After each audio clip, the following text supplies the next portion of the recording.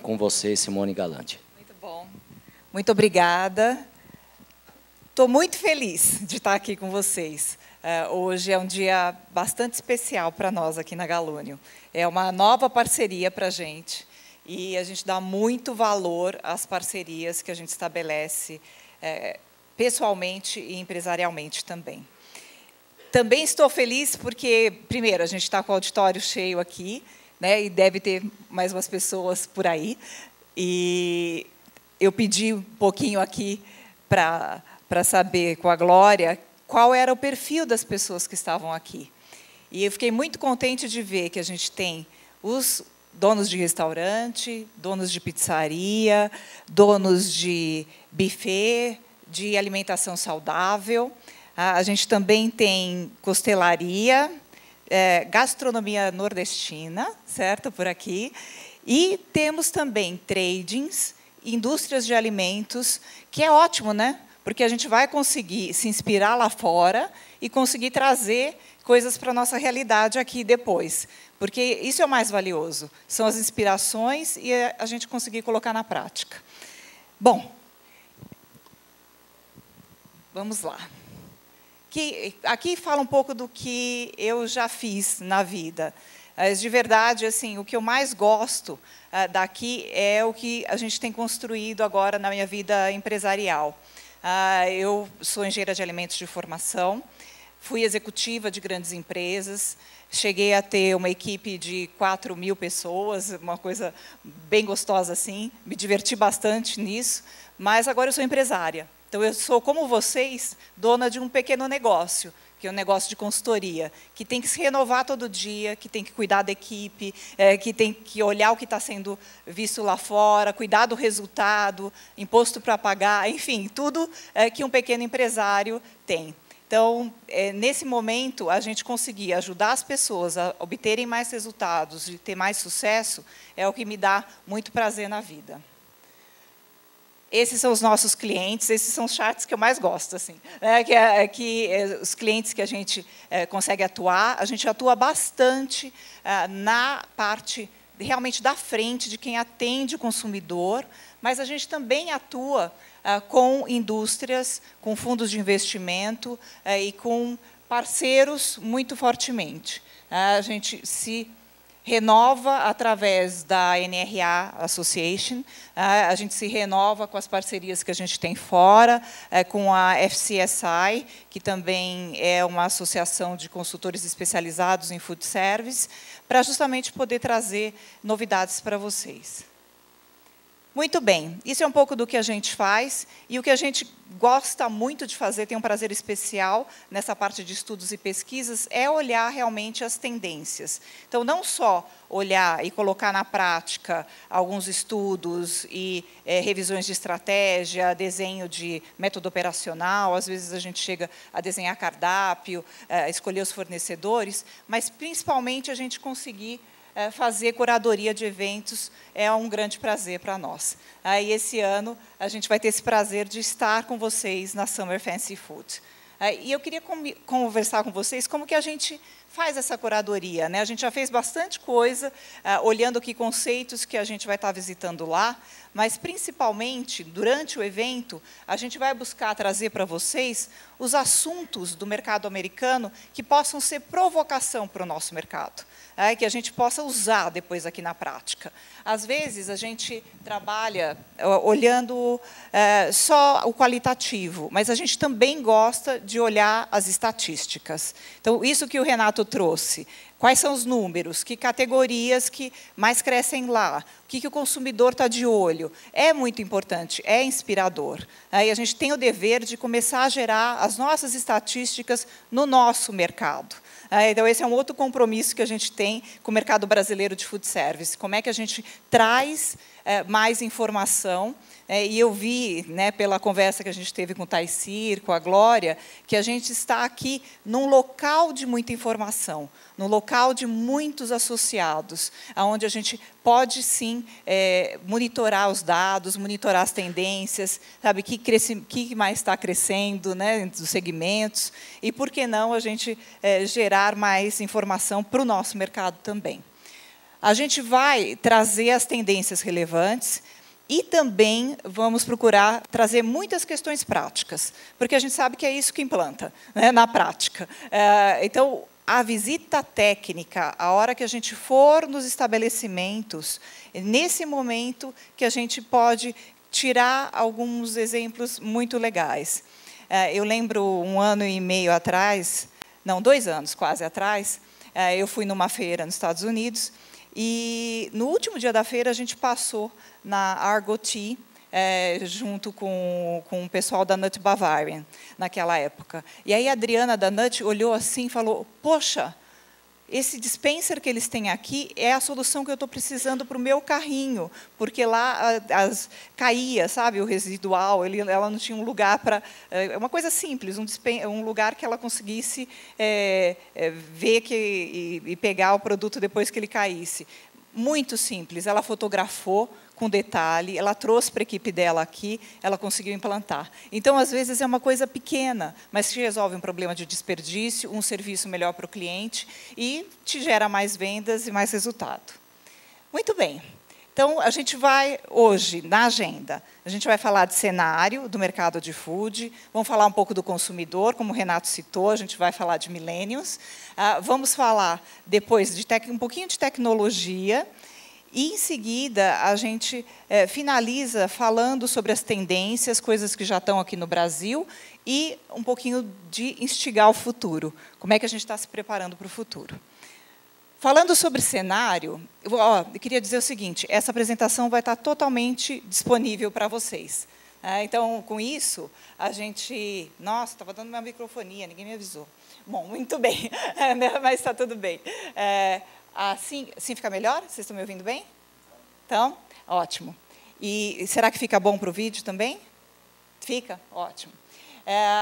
Uma das coisas importantes é que tudo isso vai estar disponível para vocês. Então, eu fico tranquila de vocês não estarem conseguindo enxergar os números, que vocês vão poder enxergar depois. Tá?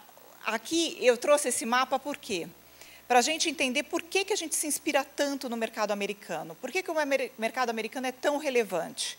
Tá? Para o food service, o Brasil, quer dizer, toda a América Latina e Central, hoje, representa 10% do mercado mundial de food service. O mercado americano, ele é, a América do Norte toda, 30% desse mercado. Então, as grandes inspirações vêm desse mercado. Tá? E a gente tem aqui, no leste europeu, também muito pouca questão, mas no oeste, na Europa como um todo, a gente tem 20% do mercado. É um outro setor muito importante. E eu estou começando a falar muito com as pessoas para a gente instigar e olhar para o mercado asiático, porque hoje o mercado asiático também representa 30% do mercado de food service como um todo.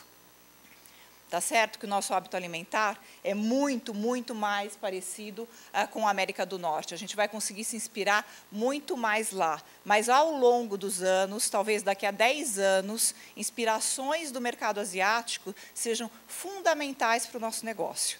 E aqui são questões que nós precisamos levar em consideração. Então, nos inspiramos, aqui imagina, no mercado americano, a população na América do Norte de 350 milhões, a gente tem 30% do mercado, e aqui a gente tem uma população de América Latina e Central de 600 milhões. Então, a penetração do food service ainda é muito menor, o que indica que a gente tem um potencial gigante. Então, aquilo que o Renato colocou, né, um país em cima do outro, aqui a gente vê o quanto também temos de potencial em termos populacionais. Existem diferenças estruturais entre os nossos mercados. O mercado americano é muito mais organizado em redes do que o nosso mercado. O nosso mercado é fundamentalmente um mercado de estabelecimentos independentes. Aí aqui, no Brasil, a gente tem 19% de redes, enquanto no mercado americano, 62% de redes. Isso, na minha opinião, é um indicativo de que a gente vai ainda ter mais consolidação. Nós devemos ter cada vez mais empresários que têm 1, 2 estabelecimentos, tendo 5, tendo 10 e se transformando uma marca em rede. Aí a gente deve ter mais consolidação, mais empresas também se juntando. Isso são cenários muito prováveis para o nosso mercado. No shoppings, e se a gente é um frequentador grande de shoppings, a gente vê uma realidade diferente. A gente é impactado no Brasil pela mesma marca vira e mexe nos shoppings. A gente vai numa praça de alimentação e a gente tem várias vezes um cenário bastante igual. Por quê? A gente avaliou que nos shoppings a gente tem 76% de redes hoje no Brasil e só 24% de estabelecimentos independentes. O que será que está por trás disso? Uma parte são os custos de ocupação, de conseguir colocar um negócio independente dentro do shopping, ou será que é modelo, será que é formato, será que a gente tem que desafiar também os shoppings, a gente ter uma diversidade de gastronomia maior dentro dos shoppings, para atender os públicos. Então, são coisas para a gente entender. A gente tem visto que nos shoppings, áreas não tradicionais, porque o tradicional é a praça de alimentação, mas áreas não tradicionais têm começado agora a ser irrigadas com conceitos de alimentação diferentes e, muitas vezes, conceitos independentes. Então, passa a ser uma oportunidade. A gente entende que todo esse cenário econômico também vai trazer uma reflexão sobre as estruturas de custos de todos os locais e deve ser uma outra área de oportunidade para a gente. Na parte de competição, bom, nós estamos com um cenário difícil desse ano, não é um cenário fácil. A gente tem um cenário de cada vez mais competição dentro do nosso setor de alimentação. Mas a gente também tem milhões de oportunidades. Então, a gente vê o crescimento das marcas de alimentação que resolveram ser franquia. Esse gráfico é só de franquia. Quer dizer, imagina o número a vastidão que a gente tem de mercado independente de marcas, que teve um crescimento de 2008 de 250 marcas para 685 marcas de alimentação em 2014. O que isso também traz para a gente? Traz o nosso consumidor está impactado com muita competição. E cada vez o mercado não cresceu mais tanto quanto cresceu na última década. Na última década, a gente teve 10% de crescimento, 14% de crescimento consolidado ao ano, em média, no food service. Agora, não. A expectativa desse ano talvez seja menor. Então, nós temos um momento de grande necessidade de saber jogar o jogo.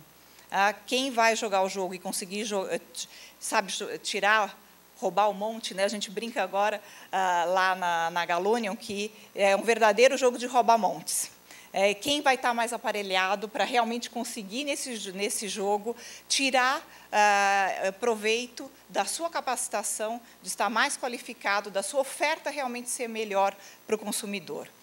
Certamente, quem estiver mais inspirado, tiver com uma melhor equipe, tiver condição de estar dando essa oferta melhor para eles.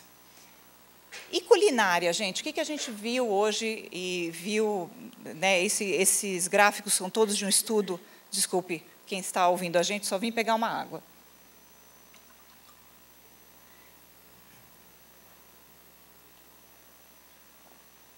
A gente vê uma diversidade de conceitos dentro dos shoppings. A grande maioria, quase 20% do número de estabelecimentos, ainda oferece uma alimentação brasileira, uma culinária variada. Nós temos preferência por almoçar pratos de comida.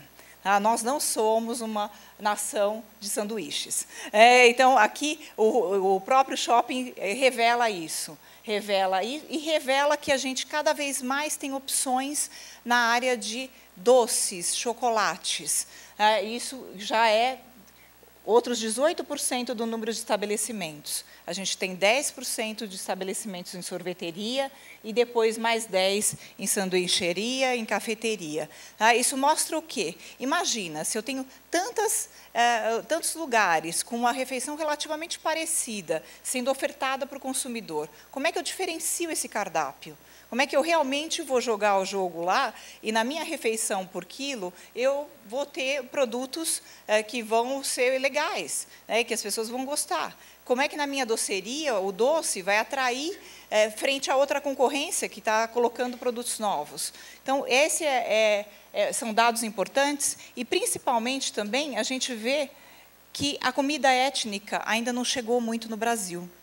Ela não está tão presente. E isso, certamente, será uma tendência no futuro. E a gente vai ver lá, poder colecionar, lá na Summer Fancy Food, muitos dados sobre alimentação étnica, porque é o que eles olham muito lá no mercado americano. Então, o que a gente pode se inspirar de mais comidas latino-americanas, peruanas, e como é que a gente pode olhar como que comercializa também esses dados. Bom, esse slide eu gosto bastante, que fala um pouco do mundo como é que as pessoas escolhem um restaurante. Quem aqui conseguir jogar os 3 itens, bem o jogo, está ótimo, né? Eu vou oferecer um bom serviço, a qualidade de comida ótima e um bom valor. Nem todos os estabelecimentos conseguem fazer esse básico bem feito. A gente costuma dizer, né, que essa é a tríade do básico. Não escorregar no serviço, a qualidade da comida está legal. Se todo mundo está fazendo o básico, onde eu me diferencio? São nos próximos itens. Eu ter itens favoritos no menu, é a 4ª razão de escolha de restaurantes, hoje, no Brasil, e a gente tem monitorado isso nos Estados Unidos, e no Brasil a gente tem visto uma percepção muito similar. Tem um local conveniente, e itens saudáveis no menu já aparece como 6º item. E, portanto, uma tendência relevante para a gente estar trazendo para cá. Itens favoritos no menu. É fácil a gente ter um campeão de vendas?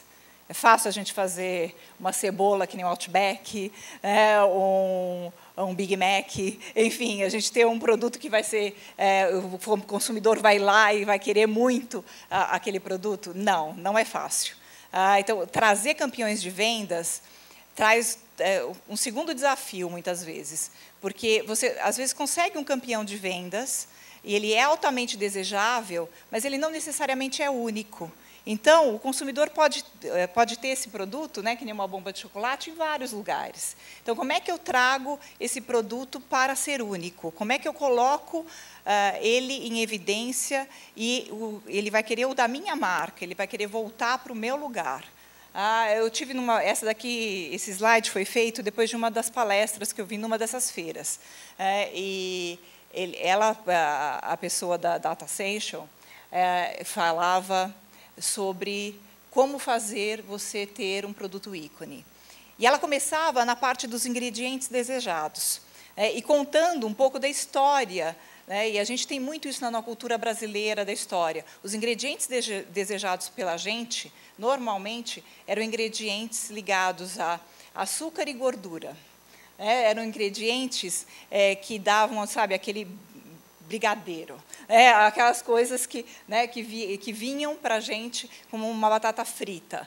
Isso era como se jogava o jogo do ingrediente desejado. Não é hoje, para os millennials nos Estados Unidos, mais necessariamente a única forma de eu atrair o meu consumidor.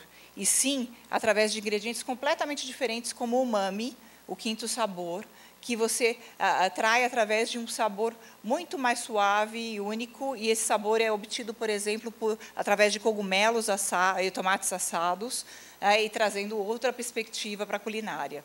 Então, essas questões todas, a gente tem que monitorar, porque vão mudando. Eu não sei como são vocês em casa com as crianças, mas as minhas crianças gostam de queijo que eu nunca imaginava gostar, né, na idade delas. Elas gostam de sabores muito diferentes. Então, monitorar essa evolução de paladar é uma outra questão fundamental. Outra questão que pode gerar um produto ícone no seu restaurante, o aroma. Você ter aquele aroma se dispersando no ambiente. Recentemente, a gente teve a oportunidade de fazer a pesquisa para uma marca que apareceu que o grande diferencial é ela fazer o pão na loja. É o cheirinho do pão dentro da loja que traz a experiência que ele precisa ter para reter o consumidor. Então, essas questões do aroma são fundamentais. Outra questão para gerar produto ícone é pela preparação. E aqui a gente está falando da modo de preparar, de você grelhar, você defumar. A gente tem cada vez mais maneiras diferentes de colocar os produtos à vista do consumidor. E falar para eles, contar para eles, ó, meu produto foi marinado por tantas horas, e foi para a grelha, e está saindo sabor dessa maneira, porque eu cuidei dele para que você obtivesse esse melhor sabor. Outra forma da gente gerar produto ícone são os itens sazonais. Aqui a gente tem o velho festival de morango, né, que você pode pegar o item sazonal e trazer para o teu prato. E temos muitas coisas aqui ligadas a obter melhor resultado também. Porque, às vezes, a gente tem uma oportunidade de comprar melhor determinado item, e por que não você gerar, então, isso para um festival sazonal de alguma coisa na sua loja. E os itens sazonais têm sido cada vez mais valorizados também lá fora, porque você pode usar a produção local, você pode trazer esse apelo local, você pode trazer a colaboração com a comunidade que você está ajudando também para o apelo daquele produto. Nostalgia é um outro fator.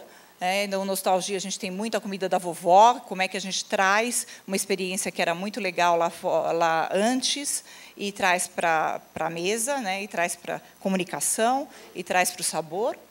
A parte de experiência, hoje tem experiências ícones lá fora em alguns restaurantes, quando eles pegam os grandes consumidores do seu restaurante, resolvem fazer uma grande festa e levar para uma experiência, por exemplo, de um almoço numa fazenda. E eles criam um ambiente totalmente peculiar e dão de presente com a fidelidade dos seus consumidores. Então, criar experiências novas, a gente vê o pessoal de aventura fazendo isso muito, né? Quem está vendo toda a onda de bicicletas que estão correndo aqui em São Paulo, pela ação das ciclovias, a gente vê, agora vai ter o Letap, que também é um outro evento, eles já pegam os consumidores, criam uma experiência particular de treinamento e colocam na mídia e isso viraliza. Esse é um outro item super importante. Como é que eu trabalho a parte das mídias sociais para melhorar a parte da experiência e comunicar o produto que eu quero colocar. A aparência, por fim, é o item mais icônico nesse momento. As pessoas querem mais, muitas vezes, fotografar o que estão comendo do que comer. Então, assim, nós estamos no momento Instagram, estamos no momento Facebook total. Então, se a aparência está ruim, a chance de alguém fotografar e falar coisa que não é tão legal é gigante. Então, cuidar da aparência hoje é um outro item fundamental, assim, elevado a 15. A gente tem experiência de olhar cardápios com foto e cardápios sem foto. Isso já tem uma incidência completamente diferente daquele produto. Se a foto está boa, ela consegue vender o produto. Mas se a foto está boa demais, e quando chegar o teu produto ali na realidade, não estiver coerente com aquela oferta que o consumidor precisava receber, aí você corre um grande risco de que a aparência não vai te ajudar a gerar um produto ícone. Então, esse é um ponto fundamental. Muito bem. Falar um pouquinho de consumidor. Como o Renato falou, né, a grande coqueluche do momento são os millennials. Os millennials hoje representam já uma grande parcela da força de trabalho nos Estados Unidos ou em qualquer país. De 18 a 34 anos, está todo mundo, uma parte já dentro de um trabalho formal, outro numa parte de um part-time, que é muito forte no mercado americano, no nosso não é tanto, mas, muitas vezes, isso é bastante relevante de ter dinheiro. A geração Z, que é dos mais jovens mesmo, ainda não tem tanto dinheiro, não está consumindo tanto quanto os milênios. Os milênios têm um grande acesso à informação, eles têm esse aumento da consciência, muito grande, e é um pouquinho... Quem é millennium aqui, que está na plateia? Oh, que beleza! Isso mesmo. Nós temos alguns cabelos brancos, levantaram a mão aqui, que estão se comportando como milênios. Exatamente, exatamente. Mas, de verdade, gente, o que é fundamental aqui é que está todo mundo com um grande acesso à informação. A informação está muito abundante.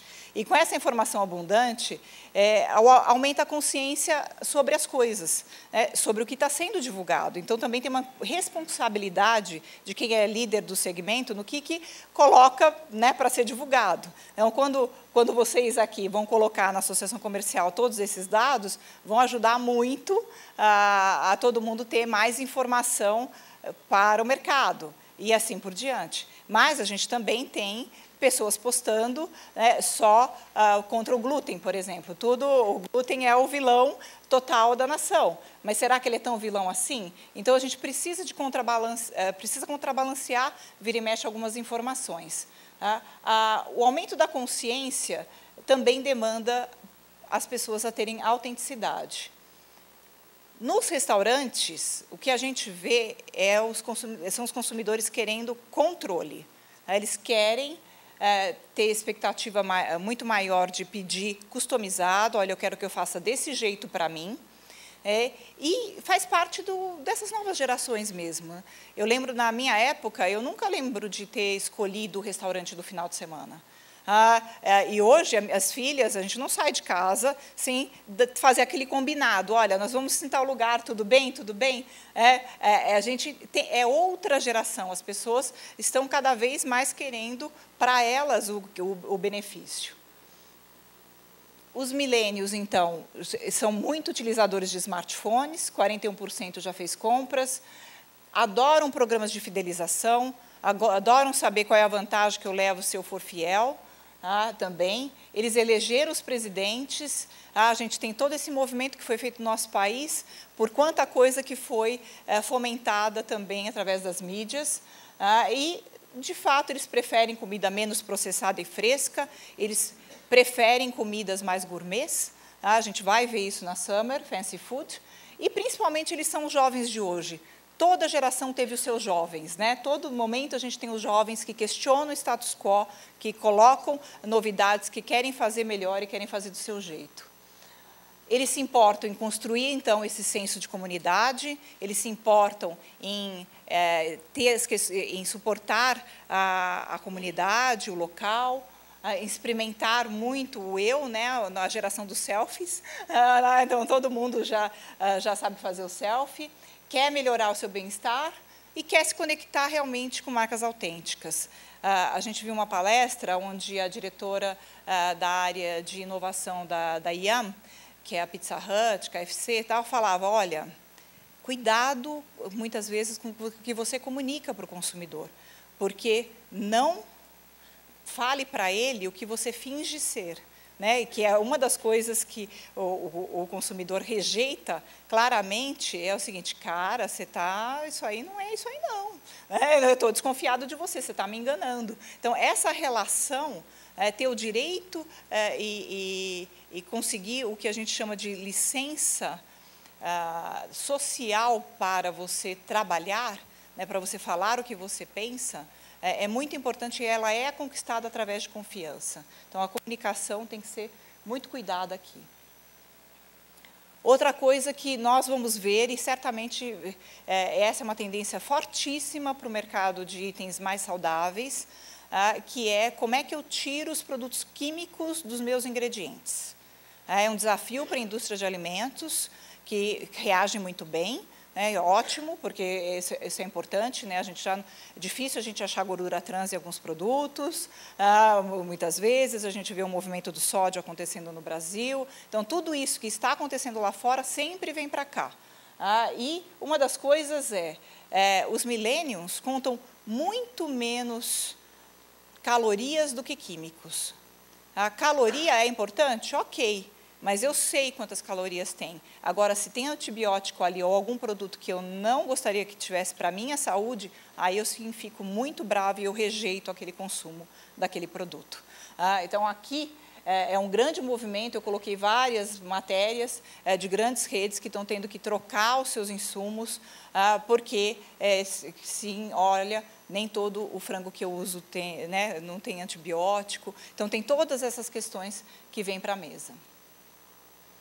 Falando um pouquinho sobre tecnologia, bom, é aquela história do Wi-Fi, né? Agora a gente tem todas as questões ligadas ao mobile, a ter tudo dentro da minha mão, e a gente vê que cada vez mais os consumidores se sentem desconectados se eles estão sem internet. Então, se o seu estabelecimento ainda não tem internet ou Wi-Fi grátis para o seu consumidor, verifique se é isso mesmo, né, que você quer fazer.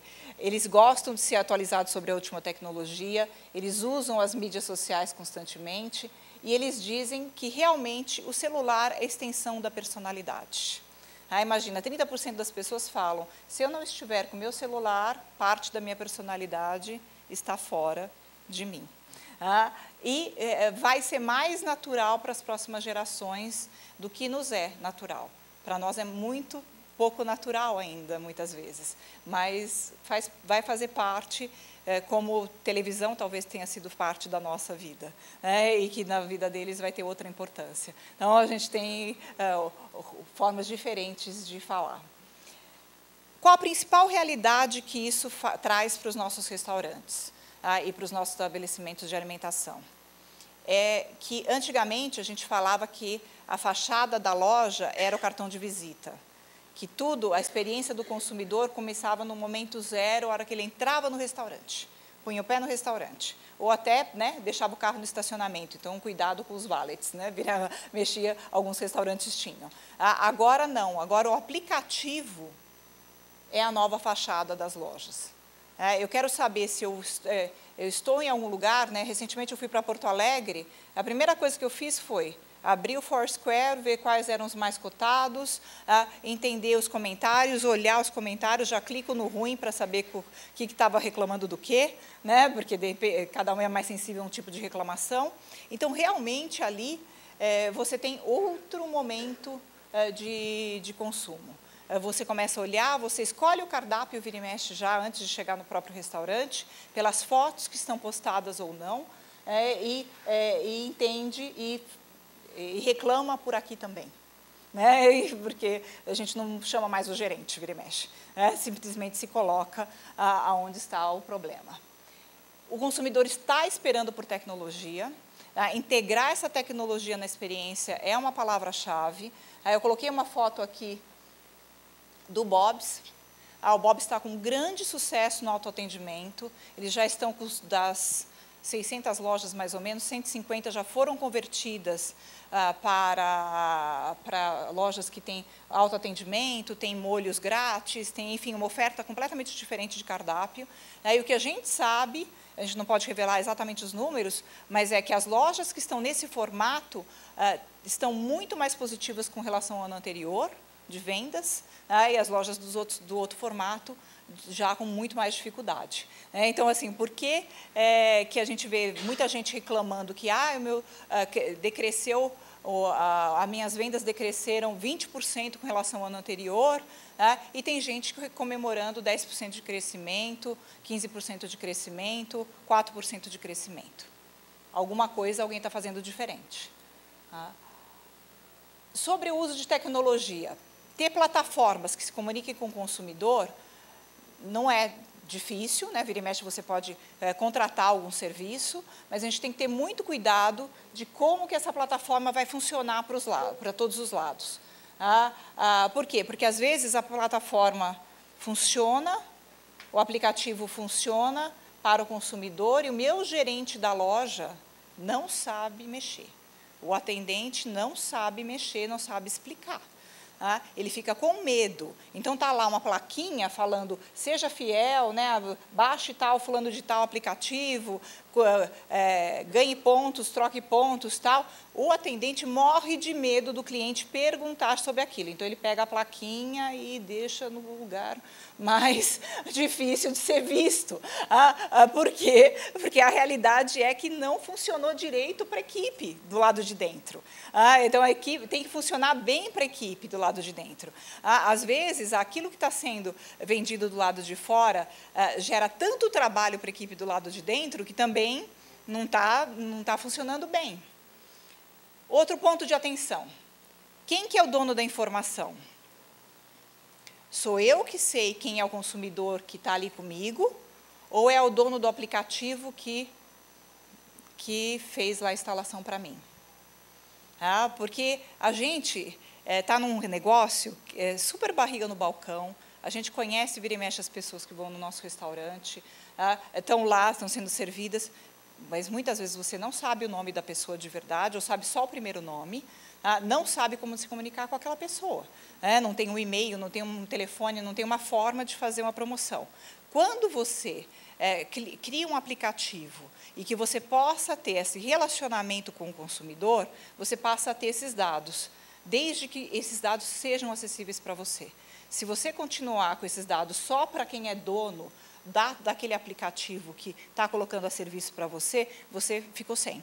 Ficou sem essa possibilidade de fazer realmente isso para você mesmo.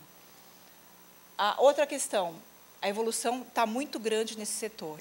Então, toda hora que a gente vai contratar, é muito importante entender qual é a flexibilidade, o que ele realmente vai trazer de novidade, aquele provedor de serviço dessa plataforma, para que, de repente, você não ficar preso num contrato de 3 anos com alguém que não vai trazer mais inovação, e o mundo está mudando absurdo nessa área. Então, é um outro ponto de atenção que a gente fala aí de tecnologia.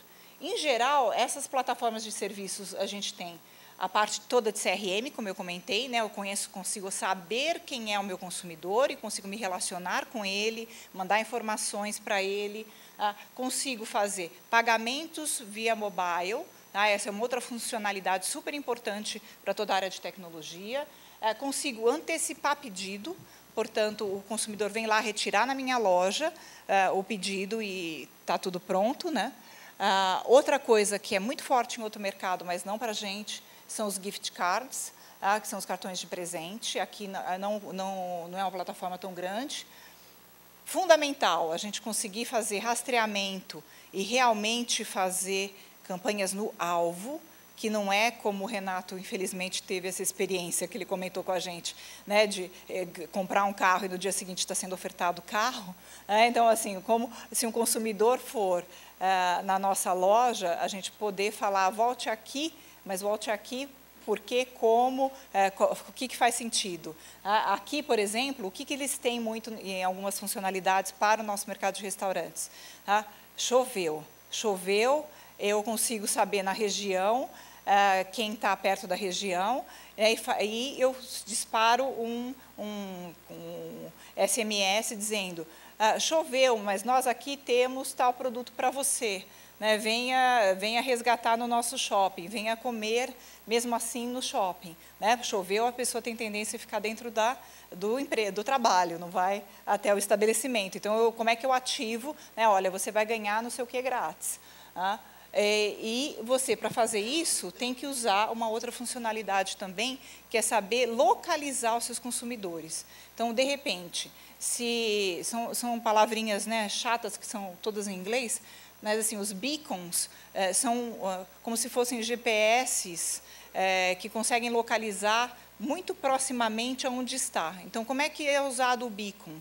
O beacon, hoje em dia, é usado, por exemplo, embaixo das mesas dos restaurantes, onde a pessoa fez a comanda, saiu, pegou aqueles treme-tremes da vida, e trouxe, e está esperando o seu prato, Mas o que acontece? A pessoa vai lá e traz para você exatamente no seu lugar, porque ela te localizou, ela conseguiu ver aonde você estava. Não precisa sair gritando no meio da praça, né? Ou aqueles sinaleiras fazendo com que o consumidor tenha que se locomover de novo, aí ele não sabe, né, se ele está sozinho, ele não pode guardar o lugar dele. Na praça, ele não pode sair. Então, eu tenho um monte de coisas que não geram uma experiência tão gostosa para o consumidor. Quando eu consigo saber servi-lo no lugar, com essa localização, fica muito bom. Outra questão que eu posso fazer com beacon e com o que a gente chama de geofencing, para realmente fechar a área de atuação, saber, por exemplo, quando alguém está chegando para pegar esse pedido antecipado. Então, eu consigo localizar pelo celular da pessoa, eu entendi onde ela está próxima o suficiente para eu mandar fazer, de repente, o produto, né, para ser entregue quentinho para essa pessoa. Então, é o uso da tecnologia realmente a favor de um segmento, né, que é o segmento de restaurantes, que às vezes a gente falava assim, mas como que a gente vai fazer? Né? O como é colocando mais tecnologia, muitas vezes. Programas de fidelidade. Os programas de fidelidade mobile fazem com que a gente possa fazer várias funcionalidades ao mesmo tempo, e isso melhora muito. E a parte de notificação de recebimento também, que é uma outra questão que bem interessante. Eles perceberam lá que quando a pessoa, por exemplo, né, um dos exemplos, você está numa fila de restaurante, você tira a notinha, e na notinha, vira e mexe, tem ali, né? Ligue para, faça tal pesquisa, queremos saber se você gostou da experiência ou não, etc. Então, tem uma série de informações do cupom fiscal que, às vezes, algumas pessoas ligam e até conseguem receber o seu prêmio porque ligaram, mas a incidência é baixíssima, baixíssima. Quando eles começaram a fazer, ao contrário, né, a pessoa já está no meu CRM, eu sei qual é o telefone da pessoa, e eu falo, posso te enviar a nota ao invés de imprimir? Envia pelo SMS, quando aparece lá, todo mundo lê a notificação de recebimento. É uma coisa que eu não deixo de ler. Plugou uma mensagem, eu leio. Às vezes eu nem gosto, eu acho chato aquilo. Mas veio ali, a chance de clicar e realmente fazer parte da pesquisa e realmente você conseguir informação valiosa do consumidor aumentou muito. Então, eles têm uma incidência muito maior, através de notificação de recebimento, desses prêmios posteriores ao consumo. Bom, e aí eu trouxe para a gente olhar o case do Starbucks. O Starbucks hoje é um fenômeno de pagamento e fidelidade em uma única ação. Eles têm os aplicativos, já começou aqui no Brasil, uma parte desses aplicativos, e eles têm mais de 8 bilhões de transações por semana nos aplicativos do Starbucks. Ele fala, olha, depois que você pagou, você não precisa ter dinheiro, você pagou com o código de barras, já reverte as estrelinhas, e aí não é que você pode ter um prêmio, não, você, consumidor, escolhe que prêmio você vai ter. Você pode resgatar pela sua bebida favorita, você pode escolher música para baixar. Então, assim, ele deixa livre, customizável, inclusive o prêmio. Então, assim, é muito legal. Ele consegue realmente ter um acesso fundamental, fantástico. Simone, me permite só fazer um comentário? Claro. A gente teve em janeiro, em Seattle, casa do Starbucks, e naquela semana, só um dado para vocês, que eu não vi a mídia brasileira falar isso, e já que está falando de tendência. Na semana anterior, o diretor de Relações Internacionais dele veio, a gente fez a tradução, e o Brasil, naquela semana, foi o país que mais vendeu Starbucks no mundo. E aí, não só como tradutor, eu fiz a pergunta, e por que isso aconteceu? E é um lugar que nos Estados Unidos as pessoas entram, ficam lá no celular ou ficam nos laptops, trabalhando, tomam um cafezinho. No Brasil, o povo come. Então, assim, eles tiveram que se adaptar para o mercado brasileiro, talvez você tenha essa informação, mas a gente ficou surpreso. E como nós éramos 200 dentro da loja, 150, eu pedi algo que o vendedor não percebeu que tinha acabado.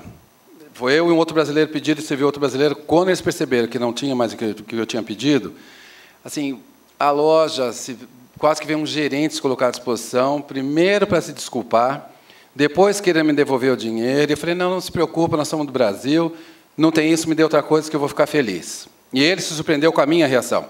Falou, não, mas a gente quer te devolver o dinheiro. E mesmo assim me deram um cartão de gift, no valor X, e ainda me fizeram dar outra alimentação. Então, é só para a gente ter um pouquinho de noção como essas pessoas trabalham, tem um conceito, teve que adaptar no Brasil. O Brasil foi quem mais vendeu, e a resposta foi, porque o brasileiro não está lá para o café, ele come.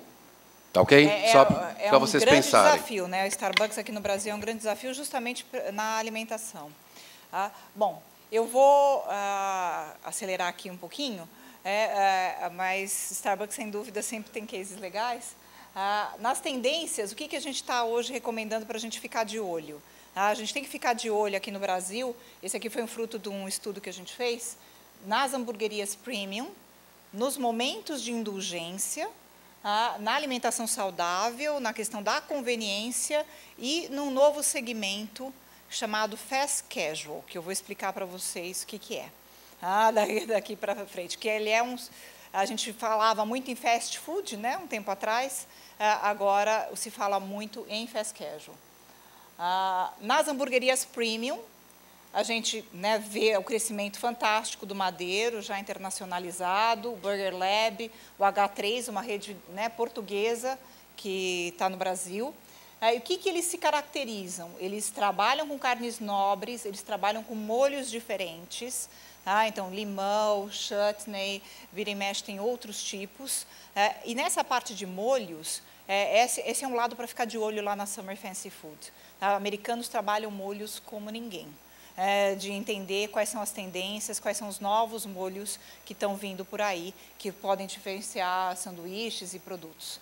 Queijo de verdade, queijo puxa, que a gente chama, a ambientação diferenciada e pães, muita coisa em pães legais, pães diferentes, vindo pela frente. Então, esses são os dados para a gente olhar. Na parte de momento de indulgência, a sobremesa está ganhando vida própria, totalmente. Então, a gente vê cada vez mais o consumidor, ele vai num lugar, come, vai tomar o cafezinho, a sobremesa em outro local. E a gente está vendo também a explosão dessas lojas monoprodutos. Então, a gente já teve as brigadeirias, mas agora a gente tem churros, caramelos, cookies, cheesecakes, os sorvetes cada vez mais gelatos, mais premium, queijadinha, petit gâteau, chocolates. E eles vêm com formatos mais bonitos, com embalagens diferenciadas. Então, é muito interessante o que está acontecendo. E, claro, a dualidade feminina. A gente gosta do franguinho grelhado e do doce. Exatamente. Então, a gente, 20% das mulheres saem só para comer um doce. Então, esse aqui é da Mintel, as tendências de comer fora de casa, de 2000, é uma indulgência, é de verdade, eu estou indo para isso. Então, por que não capturar no seu negócio exatamente isso? A alimentação saudável. A gente já está ouvindo transparência em cardápio, são procurados por 34% dos consumidores acima de 55 anos. E há um depoimento grande falado assim, hoje em dia eu costumo comer alimentos mais saudáveis por causa dos problemas de saúde. Então, olhando um alimento como uma forma de eu realmente me manter saudável. Com que funcionalidade esse alimento pode me trazer, o que eu posso fazer, eu acho que o glúten não está me fazendo tanto bem, eu acho que o sódio eu tenho que reduzir, mas isso vem também com um elemento chamado frescor. O elemento de frescor é gigante. A gente vê, nos Estados Unidos, isso aqui é no meio da feira, numa feira nos Estados Unidos, isso é no Life Kitchen, numa visita técnica, também o prêt-à-manger, porque o fresco também é o assado agora, não é só o hortifruti. E no Brasil a gente vê aqui o Tuju, que ganhou vários prêmios, também com a sua horta própria, o Laçai, com as decorações dos alimentos frescos, o piquenique, avançando com isso. Quer dizer, a gente está vendo na prática isso acontecer aqui no Brasil. A força da conveniência gigante, cada vez as pessoas têm menos tempo. Se a gente fala que em alguns anos atrás a gente demorava 40 minutos, até quase 1 hora para almoçar. Hoje, em média, são 23 minutos o horário de almoço. Então, com isso, você imagina o que aconteceu com a rapidez e com a conveniência que isso traz para o dia a dia. Então, padarias, muito fast food sem garçom, ou barraquinhas de rua, e pizzarias também estão nesse segmento, com rapidez de atendimento e preços mais acessíveis. E agora, queria falar um pouquinho com vocês sobre o fast casual. Ele está cada vez mais presente nos nossos shoppings já. Nos Estados Unidos é uma febre, crescem há alguns anos, desde a crise de 2008. E isso, para mim, que chama atenção agora. Porque no mercado americano, esse segmento cresceu quando eles tiveram a crise econômica. Por quê? Porque as pessoas não tinham dinheiro para ir nos restaurantes mais abastados para comer o que eles gostavam. Só que quando ele ia no fast food, não tinha a qualidade que ele queria. O alimento não tinha o serviço que ele queria. Então, existia um nicho para ser atendido, e que era um nicho, com a crise econômica, grande de pessoas, não era mais um nicho, era um segmento grande de pessoas que queriam comida de qualidade, a preço acessível, relativamente rápido, não precisava ser tão rápido quanto fast food, mas com mais ambientação, mais tecnologia e com uma alimentação mais gostosa, mais saudável. Então, lá cresceu a partir de 2008, hoje é um boom esse segmento, e aqui a gente tem visto, a partir do ano passado, redes como o Mescla, uma rede do grupo Blooming Brands, que é o mesmo grupo do Outback, que chegou no Shopping Eldorado, o Go Natural, Piadina, que eles trabalham ambientação, trabalham atendimento, trabalham qualidade, um ticket médio um pouquinho acima do fast food normal, alguma coisa em torno de R$4, R$5 acima, mas é feito na hora, eu estou vendo, vira e mexe o que é feito, e eu uso tecnologia, eu já converso com outro consumidor. Aqui é um pouco do posicionamento do fast casual, então, o quanto que um cardápio é desejado, ou um local é desejado, e o quanto ele custa. Então, o que é mais barato? Abaixo de $9. McDonald's, Burger King, Subway, Dunkin' Donuts, Taco Bell, nessa faixa. E aqui o fast casual, de $9 a $14, onde tem o Shake Shack, o Panera, Chipotle, Jimmy John's, Five Guys. Começou a aparecer gente querendo se mover para o lado de cá, que a gente está falando em QSR Plus, de $7 a $10, Chick-fil-A, Pollo Loco, Potbelly, aqui um tradicional do Family Style, que eles chamam, de $10 a $15, um tradicional, casual dining tradicional, e um casual dining mais fino. Então, assim, pense no restaurante de vocês. Quanto ele é desejável, quanto ele custa? Em que quadrante que ele está? Ele está num quadrante que ele é bem desejável e custa não muito caro, portanto, com mais chance de mais gente ir lá? Ou ele está aqui, ficando meio obsoleto e custando caro, porque não tem jeito, eu tenho que aumentar preço, não tem jeito, eu tenho que aumentar preço, mas aí o consumidor vai embora, e aí eu não faturo, aí eu não tenho condição de fazer a manutenção, e aí vai ficando naquele ciclo que não é necessariamente o melhor ciclo do mundo. O que mais cresce dentro do fast casual? O fast casual cresce mais que 2 dígitos no mercado americano. 77% cresce 11%, que são os tradicionais.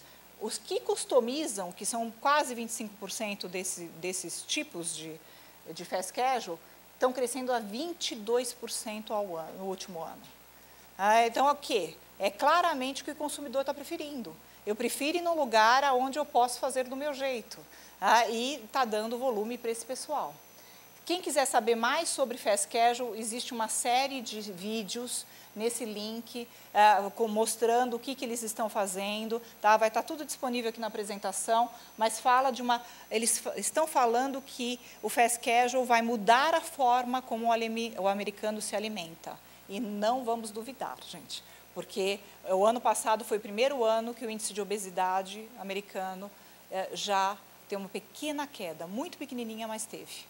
Então, eles estão fazendo a lição de casa para reduzir o problema de obesidade. Falar um pouquinho de food trucks, que a gente está aqui no Vira e Mexe falando de food trucks, já foi mais tendência do que é hoje, mas lá fora o food trucks hoje está trabalhando muito uma parte de equipamentos mais específicos, ele está mais voltado a ter um propósito específico como lançamento de um cardápio, lançamento de uma grande campanha, e está focado nos eventos e nas praças próprias, e tem se trabalhado muito design e formatos. E muito interessante, essa pesquisa foi feita pela Technomic lá fora, foi feita a seguinte pergunta: quanto que o consumidor está disposto a pagar por um snack, né, por um lanche, nos seguintes locais: food trucks, praça de alimentação, loja de conveniência, enfim.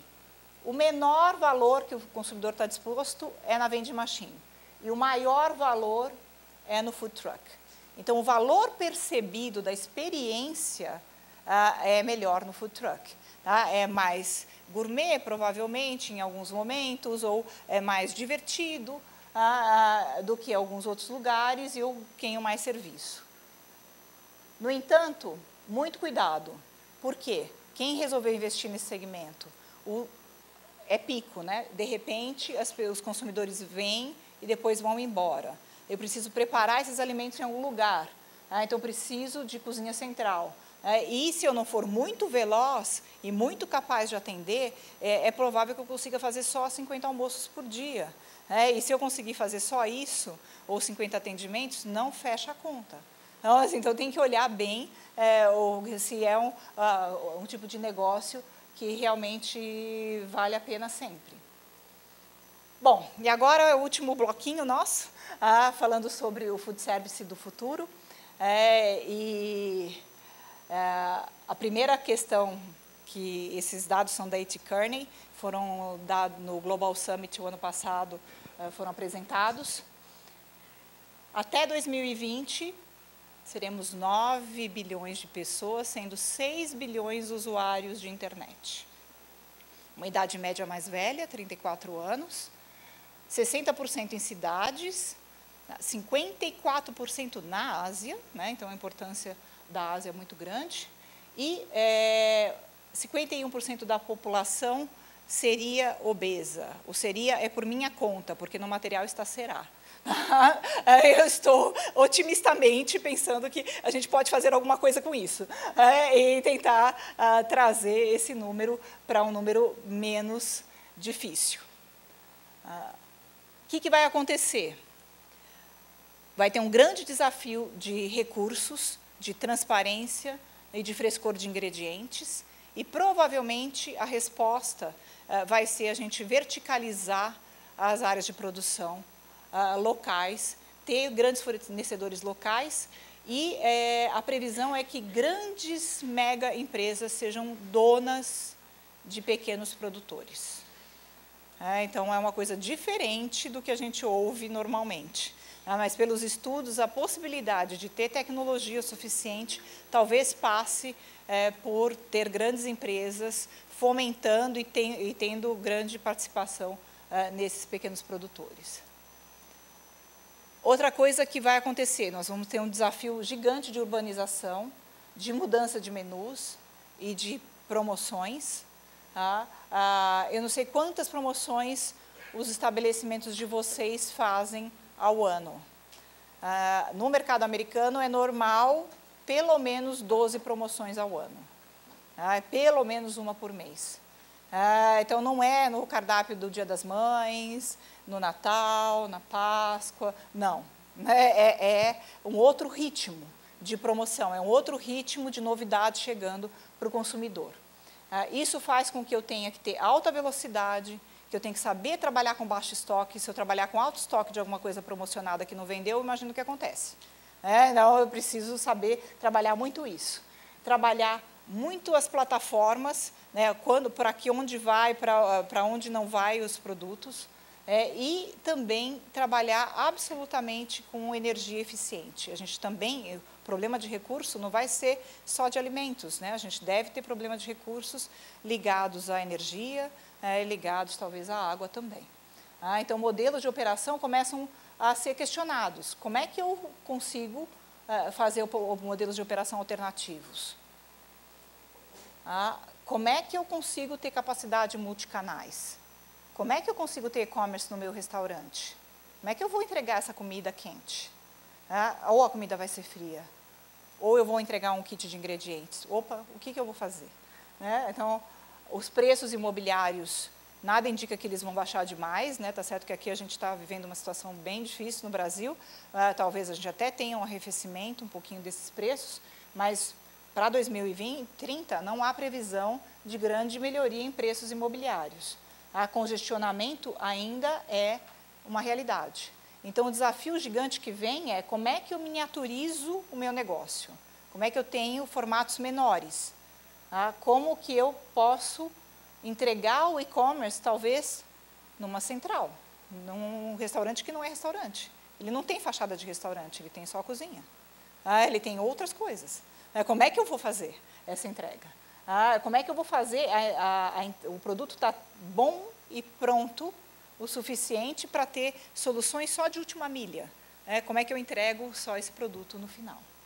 Então, essas respostas todas a gente tem que buscar indo na feira, né, Glória? Para a gente conseguir ajudar, ver que ingredientes são esses. Outro dia eu estava com um fornecedor de ingredientes, ele falou assim, eu consigo colocar o molho roti e ficar 15 horas em banho-maria e não ter problemas. Eu falei, opa, o que é isso? Será que é bom? Ou será que eu estou falando de um químico que o meu cliente não quer? Então, tem todas essas coisas que a gente tem que olhar e ver.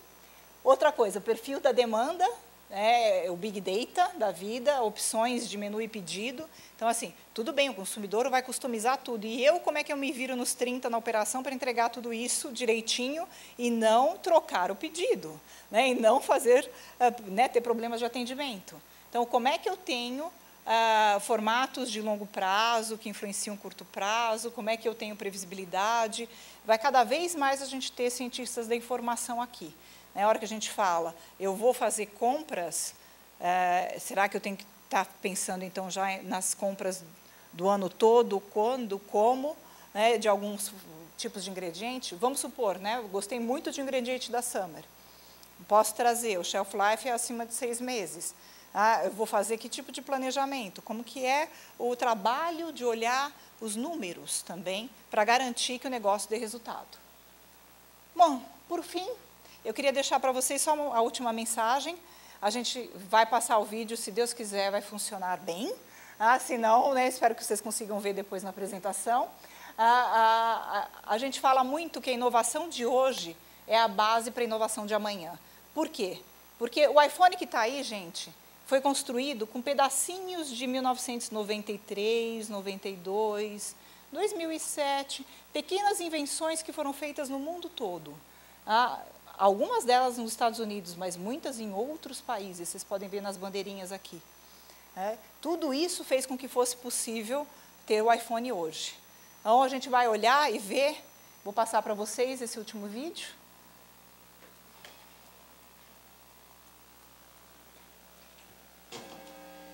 Observem o que é uma inovação de alguns anos. Esse é um pit stop da Fórmula 1.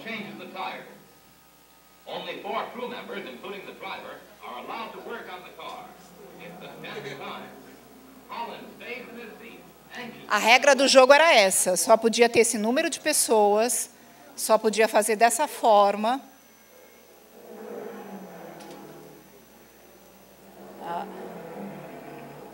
É uma roda por vez.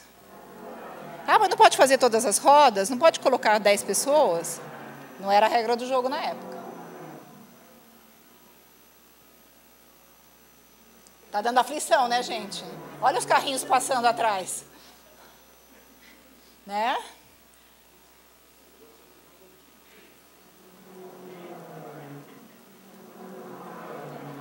Dá trabalho para limpar esse vidro, hein?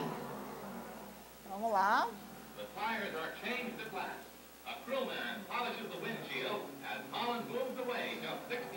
Muito bem. Agora vem o mais rápido do mundo, que foi em 2013 em Melbourne, da Ferrari. Até hoje, ainda o mais rápido.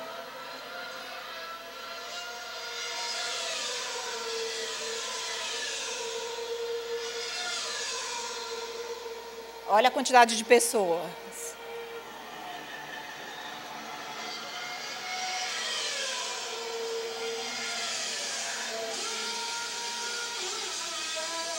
Muito bem. Ah, e aí foi, né? E aí acabou.